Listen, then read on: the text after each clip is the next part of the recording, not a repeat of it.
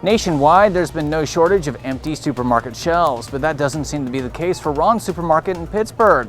You'll learn why coming up. Governments are pushing back against the growing number of vaccine mandates across the country. I'm Mike Emanuel in Washington. I've got the details coming up. The 4 states' most watched news starts now.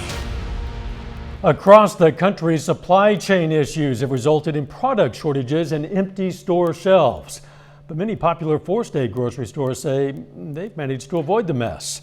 KOIM's Mike Mahoney spoke to the owner of Ron's Supermarket in Pittsburgh and store managers throughout the 4-state area to learn more. Supply, shipping, and trucking issues have led to higher prices and empty shelves at stores across the country, and it's got many shoppers concerned. A new survey from Oracle says 52% of Americans have responded by getting a head start on their holiday shopping. But when it comes to keeping the pantry stocked, 4-staters may be in luck. The owner of Ron's Supermarket in Pittsburgh says planning ahead has his grocery store ready for the holidays. We have not experienced the supply chain issues that we were experiencing a year ago. There are a few things here and there, but we work very closely with our suppliers to make sure that when we see something coming, we prepare for it, order in advance. And it's not just Ron's Supermarket that says shoppers can find what they need. KOAM also reached out to Apple Market in Columbus, King Cash Saver in Carthage, Harps in Joplin, and Food for Less in Joplin, and only Food for Less told us they are having issues keeping items in stock. The other grocery stores say shoppers don't have to take any extra steps to get what they need for a holiday feast. We are looking at our turkey supply chain as far as our meat shop, and right now we're in good shape, so we haven't started any pre-ordering for customers on that just yet because we know we're getting everything we're supposed to. A few shoppers spoke to KOAM about their recent shopping experiences and say for the most part they've been able to find what they were looking for without much hassle. I do a lot of shopping all over, all the way down into Joplin, Carthage, but I do most of my shopping in Pittsburgh. And I do various places, Home Depot, Lowe's, Walmart.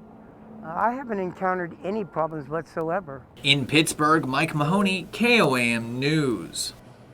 The owner of Ron's Supermarket also says he predicts the few supply chain issues he's encountered will improve following the holiday season. Yesterday, U.S. Senator from Missouri Josh Hawley introduced a bill to take aim at the supply chain issues. The Make in America to Sell America Act would identify key goods to the U.S. for an annual report. It would also require corporations making a certain percentage of product here in America. So I would say to all of those big multinational corporations, if you want to sell critical goods in the United States, you got to make at least half of it in the United States. That would secure our supply chains and give us good paying jobs. It would put us in a position of strength. Hawley says the identified critical goods from the annual report would be subject to local content requirements. The Jasper County Health Department reports 4 more COVID-19 deaths. Health officials say the patients were 3 men in their 60s, 70s, and 80s, and a woman in her 60s. The latest deaths bring the county's total to 231. The Missouri Department of Health and Senior Services today announced that more than 3 million Missourians are fully vaccinated against COVID-19. The milestone comes as the state concludes its vaccine incentive program, MoVIP. Officials say nearly 480,000 Missourians initiated vaccinations since that program began. Cases are also down in the state, with daily infections around half of what they were a month ago. There's growing legal pushback against vaccine mandates on both the state and federal levels. Reporter Mike Emanuel has more from Washington. The battle over vaccine mandates intensifying on Thursday. Florida Governor Ron DeSantis calling for a special legislative session to make it illegal for local governments to require their employees to get vaccinated. DeSantis also wants a new law making businesses liable for medical issues that result from a mandatory vaccination, putting intense pressure on the Biden administration ahead of a federal vaccine mandate expected in the coming weeks. We believe in having basic medical freedom and individual choice, and that your right to earn a living should not be contingent upon COVID shots. The vaccination deadline for federal workers and contractors is now about 6 weeks away, and we're seeing a number of anti-vaccine employees taking preemptive action. with a big uptick in religious exemption requests, most of which are being granted. All three vaccines use stem cell as either development or testing. And as a pro-life, I just do not believe that's the right things to do.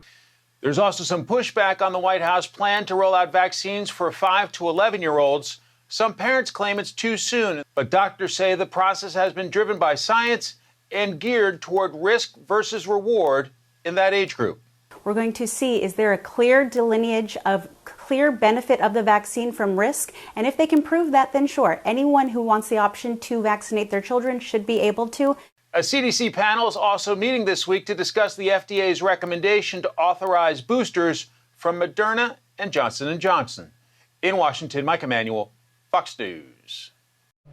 That CDC panel today voted to approve booster doses for Moderna's and Johnson & Johnson's vaccines, and the CDC director tonight gave the thumbs up. The panel also approved mixing and matching the vaccine boosters. Mercy Hospital leaders kick off the hospital's 125th anniversary celebration today. They gathered at the site where the hospital's founders, the Sisters of Mercy, first stepped foot in Joplin. Today, the Griffin building sits on this land, but 125 years ago, it was a train station. Today's event is part of a year-long celebration for Mercy Hospital. Joplin has been a community that we believe that we need to serve, and we continue to do that. So the purpose of the ministry was started out of a need, to meet a need, to help those in need for health care, and we continue to do that. Our purpose isn't finished here in Joplin. Mercy was the first full-fledged hospital in Joplin. The 10-bed hospital was at the corner of 10th and Virginia. KOAM News at 9 on Fox 14 takes this time to honor another four-state hero. Jean Dochow served in the U.S. Army from 1950 to 1953. The Columbus, Kansas native was stationed in Korea, and we salute Corporal Jean Dochow, our four-state hero. Doug is next with a complete look at the forecast, and later the Pittsburgh State Gorillas prepare to hit the road on Saturday to face Missouri Western. We're going to hear from the Gorillas in sports.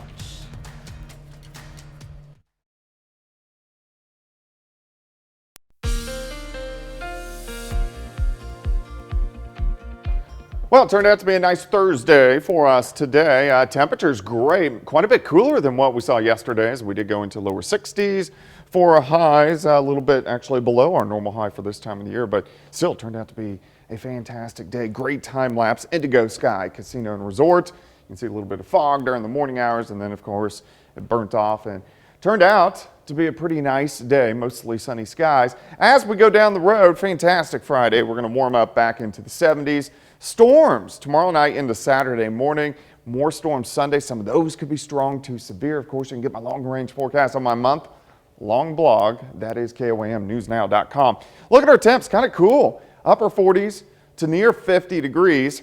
I think most of us are going to drop back into lower 40s later on tonight. Outside, sitting at 50, pretty much calm winds. Humidity is creeping up, sitting at about 77%. And we have a few clouds which have been sneaking in over the past couple hours. Nothing underneath the clouds, but we are going to see this little batch of clouds roll through during the overnight hours, and then they'll be gone by the time we hit the morning, and then we'll see mostly sunny skies once again. Here's our next storm system building out across the left coast, and that will affect us late tomorrow night and then all the way through the weekend. So let's step through time. These clouds get out of here by morning. Kind of chilly, lower 40s. We start to warm up into the mid 70s during the afternoon, so it looks like it's going to be a pretty good day. Here's your day planner: 44 in the morning, 67 or 67 by noon, high temp at 73, south winds at about 5 to 10. Tomorrow night, clouds continue to increase, but we're going to be okay for high school football. This is at about 8:30, but after midnight, we'll start to get scattered showers, even a few thunderstorms. And some of the little thunderstorms that pop up could be on the strong side. Not expecting anything severe, but as we go through Saturday morning, a big complex of showers and thunderstorms are going to drive through. I think most of these will be out of here by the time we head into the afternoon, so Saturday afternoon looks okay. And then Saturday night, we'll get some more storms out to the west. I think we'll mainly stay dry Saturday night, but then on Sunday, we'll start to see a switch once again as the main cold front drives in. So this is going to be Sunday afternoon. We'll get showers and thunderstorms, but some of these storms could be strong, if not severe. So we're going to have to watch that by the time we head into Sunday afternoon. The front drives through and kind of hangs out to our south as we go into Monday. Monday is going to be fairly nice. The front lifts back toward the north as we head into Tuesday, giving us additional chances for showers and thunderstorms Tuesday into Wednesday. So we get a little bit active as we head into the weekend and early next week. 73 tomorrow, 78 Saturday, 78 on Sunday, 75 on Monday, back to 82 by Tuesday, and then cooling back down as we go into Wednesday and Thursday of next week. Dow?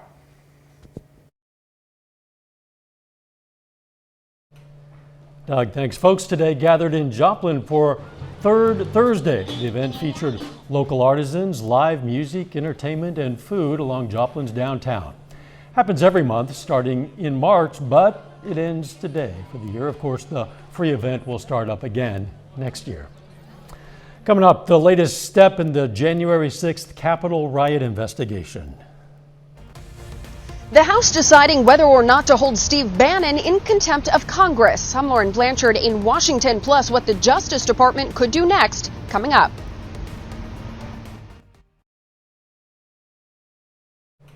The Federal Reserve is now banning its senior staff and policymakers from actively trading and buying individual stocks. The new restrictions announced today come after some controversy over trades made by senior Fed officials. Last month, the heads of Federal Reserve banks in Boston and Dallas stepped down after criticism of their personal stock investments last year. Contention and contempt on Capitol Hill. The Attorney General faces tough questioning, while a former Trump administration official could face prison time for failing to comply with a congressional investigation. Reporter Lauren Blanchard has more from Washington.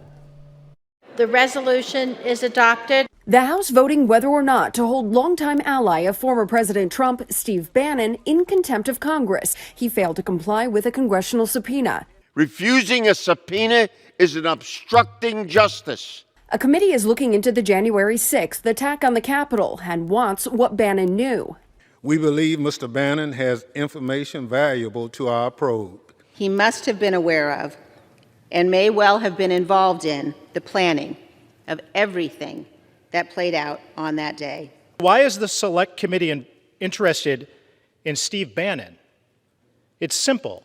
He is a Democrat Party boogeyman. Republicans who are largely not participating in the committee accuse Democrats of politicizing January 6th, not investigating it. House Democrats are continuing their witch hunt into President Trump, yet again embarking on another investigation in search of a crime. Bannon's case also brought up in a House hearing with Attorney General Merrick Garland, since the House would refer the case to the Justice Department. Garland, though, staying vague on how his department will handle it. The Department of Justice will do what it always does in such circumstances. It will apply the facts and the law and make a decision consistent with the principles of prosecution.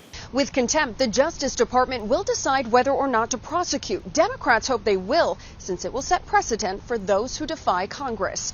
In Washington, Lauren Blanchard, Fox News. Still ahead, police departments across the country are getting creative as they struggle to hire new officers.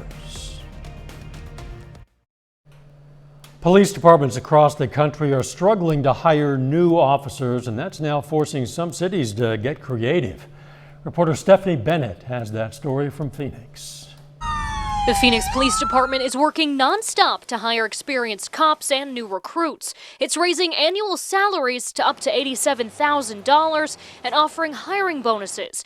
They're expanding their search across the country, posting ads like this on Twitter to fill more than 300 open positions. Our data shows that the Midwest states are kind of flirting with our website or clicking on our social media. Times are tough, and we're hoping to go out to the Midwest and be able to bring back some of those potential new recruits to the department. Nationwide, recruiting and retaining officers is reaching crisis levels. Everything from politics to the job market is taking its toll. In less than a year and a half, nearly 250 officers have left the Phoenix Police Department, and only about 100 were replaced.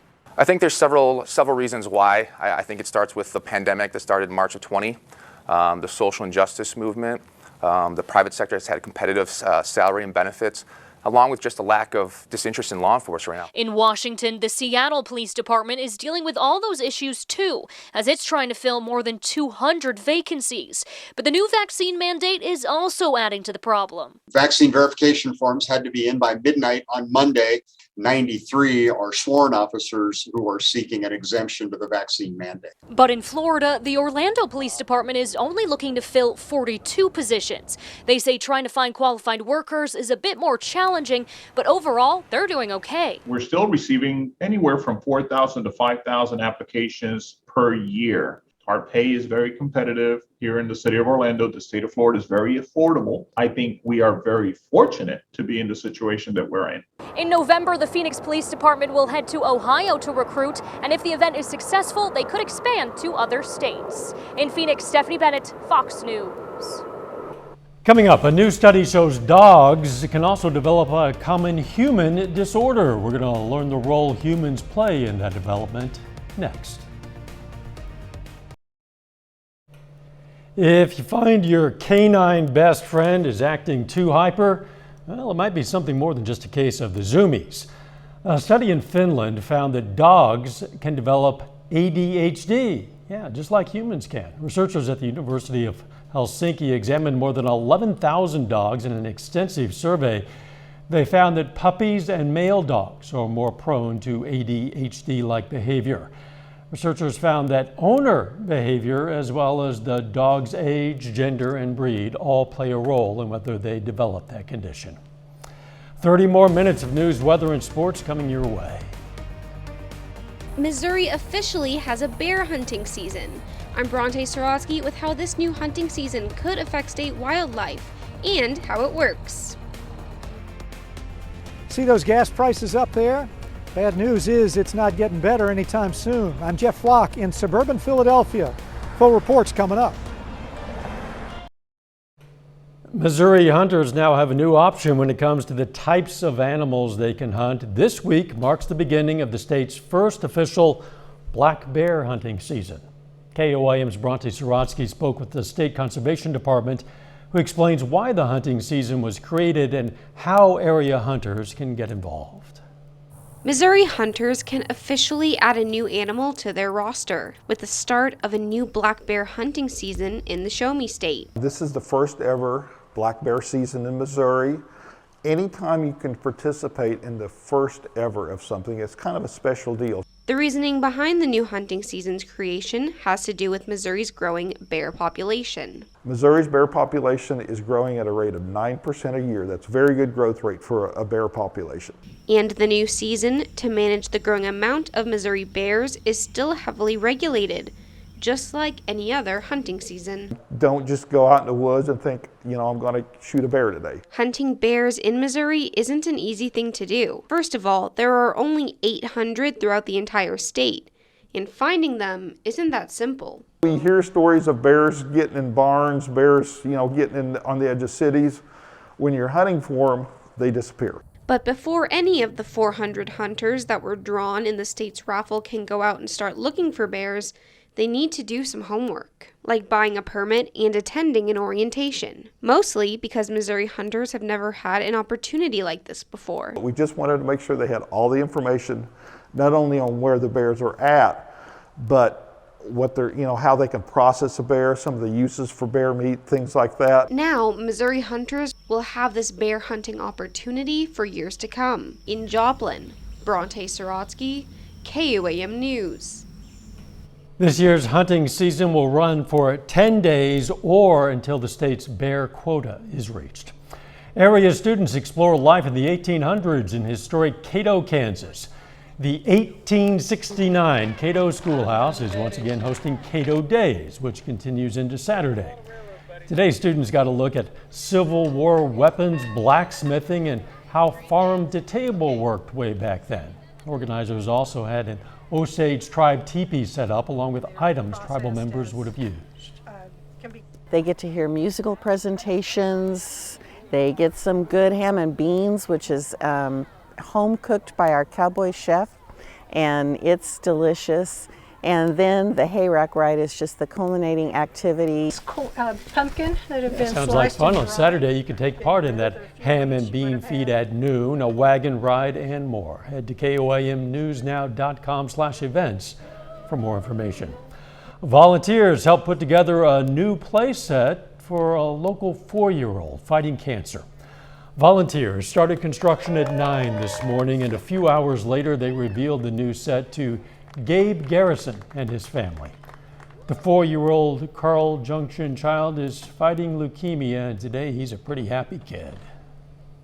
When they called us and asked us about if we wanted to do this, I thought, oh, absolutely. Like, that will be Gabe's most favorite thing ever. And just seeing him do it, like, he likes it more than I thought he would. I figured it would be like, oh yeah, it's really cool, but hearing all the stuff, it's just so much better than I thought. The Rock Solid Foundation and Backyard Discovery Program helped make that donation possible. Some Missouri Southern freshmen got into the fall spirit today by carving and decorating pumpkins. The event was hosted by the First Year Experience Program and the Advising, Counseling, and Testing Department. One student we spoke with says it offers a chance to show off their artistic skills. It's a great way for us to show off our creativity. A lot of us can be art majors or any kind of major. We all have a little bit of creativity in us, and if we can't, we can always Google an image, and it's easy to paint it on if you're not super artistic. Who doesn't love to carve a pumpkin? The pumpkin carving and decorating event took place in the campus oval. A new study finds the spike in gas prices could mean less money to spend this holiday season. Reporter Jeff Flock is at a gas station in Pennsylvania with more. We're at a Sunoco station in suburban Philadelphia where maybe you see the price for a gallon of premium already well over $4 a gallon. And the national numbers, not much better. Take a look at the national average for the average gallon of regular, $3.37 now. That was $2.16 a year ago. That makes for an increase of 56%. And it's really starting to take a bite. Take a look at the latest Fox News poll specifically on the question of gas prices. 67% of Americans surveyed say gas prices are a major problem for the economy and for the nation as a whole. 50% say it's a major problem for them specifically. Very few people say it's not a problem at all. We talked to one of our oil gurus, Andy Lippow, about the future. Bad news is he says this is not going to change anytime soon. And unfortunately, I see that continuing to rise another couple of cents a gallon until we get relief in the crude oil market from more oil supplies returning. Unfortunately, this is going to be bad news for the consumer through the balance of 2021. And perhaps an even bigger problem, these high gas prices beginning to take a bite out of the rest of the economy. A new survey says that for every dime of increase in gasoline prices, a gallon of gas, $1.3 billion comes out of discretionary spending. They forecast that for the Christmas season, about $35 billion less will be spent on things like gifts and the rest because we're spending that money to fill up our gas tanks. In Huntington Valley, Pennsylvania, I'm Jeff Flock with the Fox Business Network. A bit later, a kidney transplant that crossed the boundary of species. A breakthrough procedure that may help with the shortages of kidneys for transplant. I'm Molly Line in Boston. I'll have details on that coming up.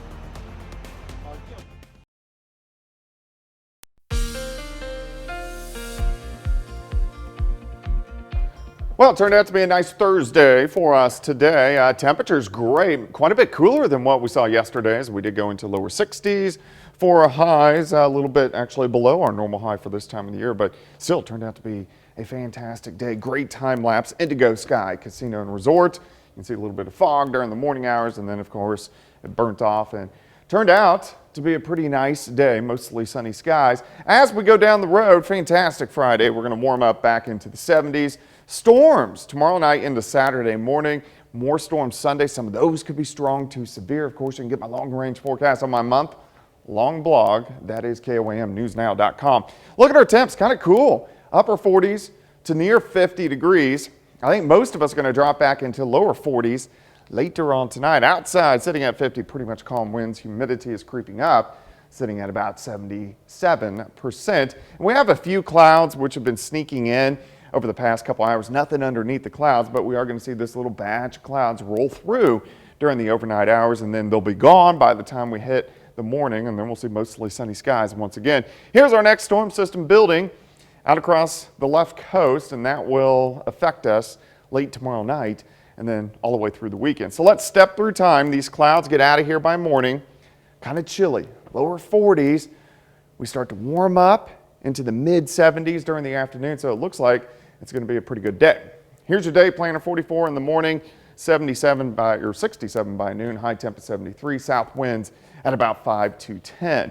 Tomorrow night, clouds continue to increase, but we're going to be okay for high school football. This is at about 8:30, but after midnight, we'll start to get scattered showers, even a few thunderstorms. And some of the little thunderstorms that pop up could be on the strong side, not expecting anything severe. But as we go through Saturday morning, a big complex of showers and thunderstorms are going to drive through. I think most of these will be out of here by the time we head into the afternoon. So Saturday afternoon looks okay. And then Saturday night, we'll get some more storms out to the west. I think we'll mainly stay dry Saturday night, but then on Sunday, we'll start to see a switch once again as the main cold front drives in. So this is going to be Sunday afternoon. We'll get showers and thunderstorms, but some of these storms could be strong, if not severe. So we're going to have to watch that by the time we head into Sunday afternoon. The front drives through and kind of hangs out to our south as we go into Monday. Monday is going to be fairly nice. The front lifts back toward the north as we head into Tuesday, giving us additional chances for showers and thunderstorms Tuesday into Wednesday. So we get a little bit active as we head into the weekend and early next week. 73 tomorrow, 78 Saturday, 78 on Sunday, 75 on Monday, back to 82 by Tuesday, and then cooling back down as we go into Wednesday and Thursday of next week. Dow? Thanks. That raging volcano that's been erupting for about a month on Spain's Canary Islands, well, it's forced the evacuation of about 500 more people overnight as lava streamed closer to their town. Some say they had only about an hour to get out. They're among the roughly 8,000 people forced from their homes. Volcanologists say the eruption could continue for weeks or even months. Coming up in sports, Webb City and Nevada softball hit the field in the Class 4 state quarterfinals. Plus, the Pitt State Gorillas aim to finish the season strong with just 4 games to go. Jacob Leonard has that and more next.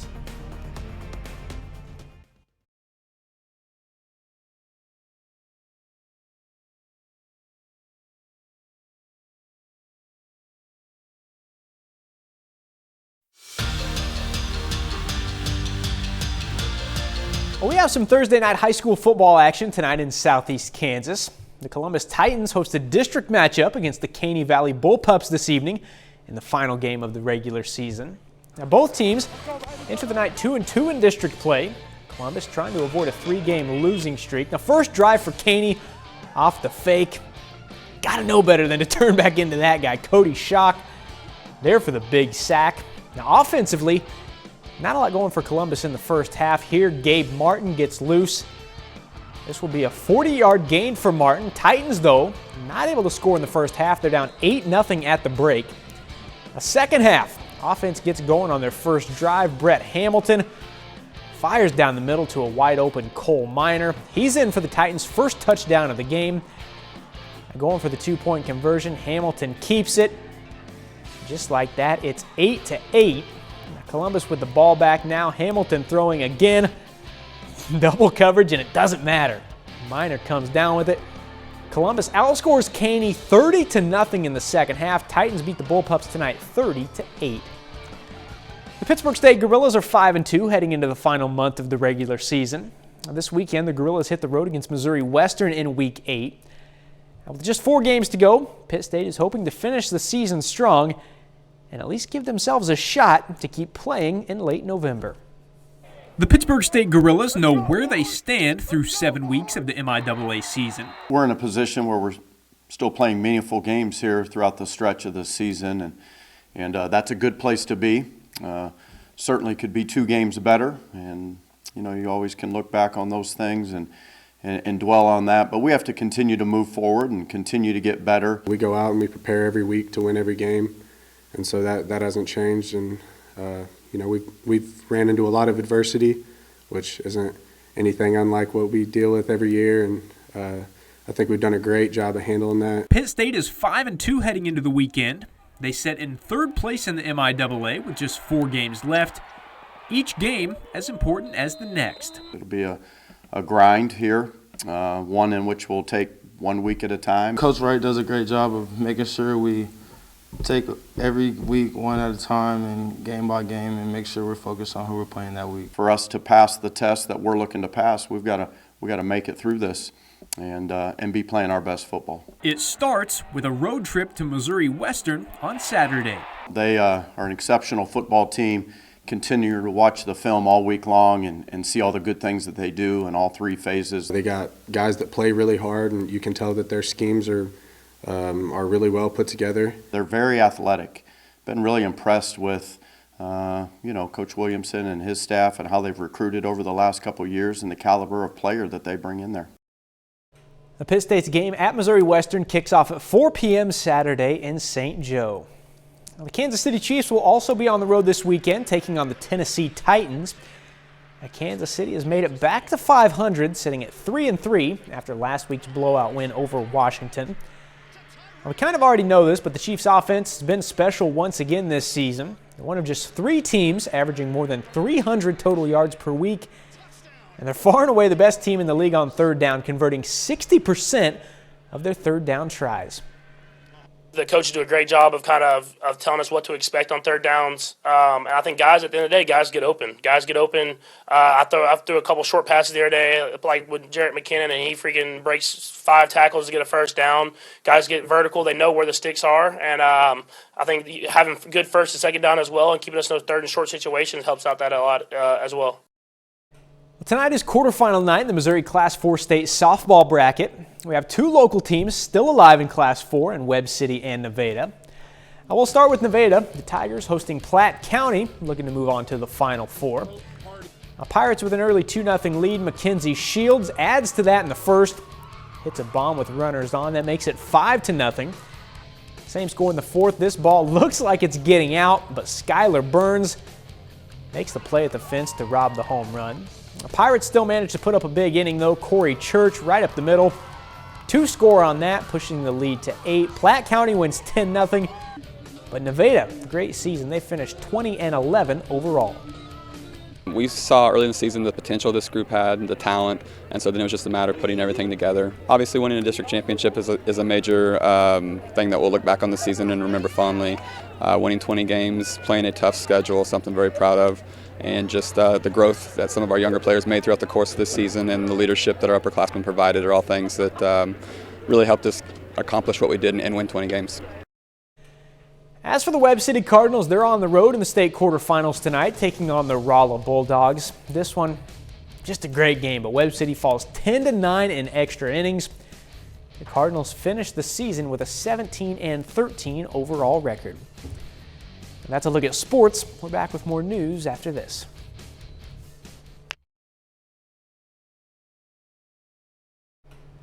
Doctors have successfully conducted the first ever pig kidney transplant to a human patient, opening the door for solutions to donor organ shortages. Reporter Molly Line has details. For the first time ever, doctors transplanted a kidney from a pig into a human without any sort of rejection from the patient. The breakthrough procedure happened on September 25th at NYU Langone Health and took nearly 2 hours to complete. The recipient was brain dead and was showing symptoms of kidney dysfunction. The family of the recipient consented to the procedure before she was due to be taken off life support. Surgeons connected the pig's kidney to blood vessels of the female recipient and observed her for several days to see if the kidney would function normally. The kidney remained pink and well perfused for the 54 hours we observed it, and biopsies taken every 12 hours and viewed under the microscope showed no evidence of rejection. However, researchers had to clear some hurdles before the procedure. Doctors say the pig's kidney was genetically modified, so the tissues did not contain a molecule known for causing adverse effects to the recipient's immune system. The results of this case give all of us greater confidence that this will work in the first living human cases. Doctors are now describing the successful transplant as a game changer as hospitals deal with donor organ shortages. I think it sets the stage for more work to be done, but it really tells us that we're on the right path and that success is in the near future, not in a matter of decades. According to the American Transplant Foundation, 107,000 people in the U.S. are currently waiting for a life-saving organ transplant. In Boston, Molly Line, Fox News. Coming up, from an interstellar sci-fi flick to an ensemble western, we're going to check out this weekend's biggest movie releases. Star-studded ensemble casts lead the way in this week's new movies in theaters. Here's Fox's Ashley Dvorkin. What's to become of our world? It's time for the epicness of Dune. 88% certified fresh on Rotten Tomatoes right now. It is adapted from the iconic novel that helped inspire Star Wars and so many other properties in the sci-fi genre. It stars Timothy Chalamet, Oscar Isaac, Rebecca Ferguson, Jason Momoa, a brilliant and a gifted young man played by Chalamet, who is tasked with traveling alongside his family to a dangerous planet in order to ensure the safety of the entire galaxy. Timothy Chalamet is also in The French Dispatch. I joke about The French Dispatch as saying it's like ordering a Wes Anderson movie with extra Wes Anderson. It is about a fictional outpost of an American newspaper in France. You're supposed to know everything about me. We also have one for the kids with Ron's Gone Wrong. It has a lot of humor for the kids, but it also has a lot of great humor for adults. It is about an awkward middle schooler named Ron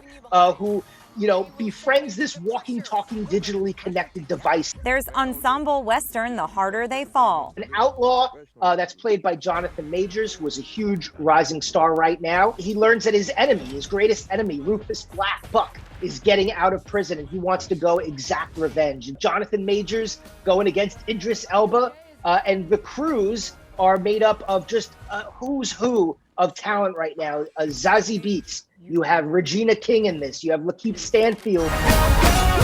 Really? And for a scary movie, there's box office topper Halloween Kills. In Hollywood, Ashley Dvorkin, Fox News. And that's our time for tonight. Thanks for joining us. We're going to leave you with video of a baby marmoset at a Macedonian zoo. Be safe and let's make it a great tomorrow.